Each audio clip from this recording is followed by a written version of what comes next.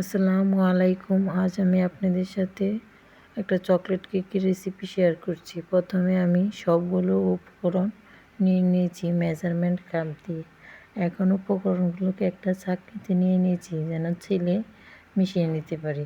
উপকরণগুলোকে ভালো করে নিয়ে মেশাতে হবে।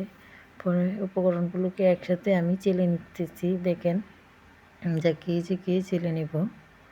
চেলে নেওয়া হয়ে গেলে ব্যাটারের সাথে ডিমের যে ম্যারাংটা করব এটার সাথে মিশিয়ে নেব।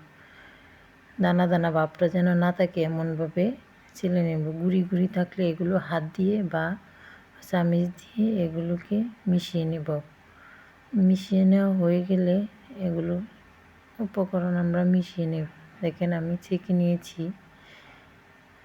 যে আমার ছেঁকে নেওয়া হয়ে গেছে। এখন ডিমের যে ম্যারাংটা করতেছি এই ম্যারাংটার সাথে উপকরণগুলো মিশিয়ে অফ ক্যামেরায় মিশিয়ে নিয়েছি।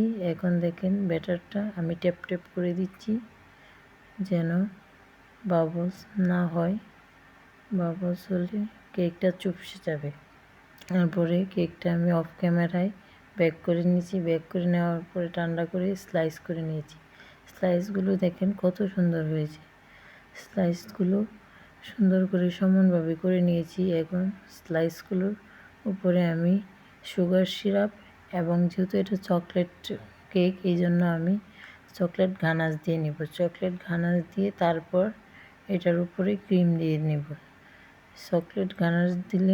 চকলেট গানাশটা আপনারা ক্রিমের সাথেও দিতে পারেন, কিন্তু আমি আলাদাভাবে দিয়েছি।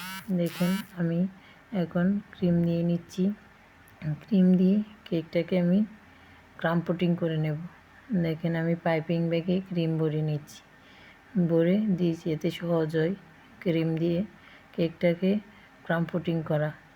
দেখেন আমি ধীরে ধীরে কেকটাকে প্লেট নাইফ দিয়ে ঘুরিয়ে ক্রিম লাগিয়ে নিচ্ছি। ক্রিম লাগানো হয়ে গেলে আমি এটাকে আধা ঘন্টার জন্য ফ্রিজে সেট করতে দেব। দেখেন আমার প্রায় ক্রাম পুটিংটা শেষ। দেখছেন আমি কত সুন্দরভাবে ক্রাম পুটিংটা করে নিয়েছি। এখন এটাকে আধা ঘন্টার জন্য নর্মাল ফ্রিজে রেখে দেব। তারপর আমি দেখেন অফ ক্যামেরায় ডেকোরেশন করে নিয়েছি।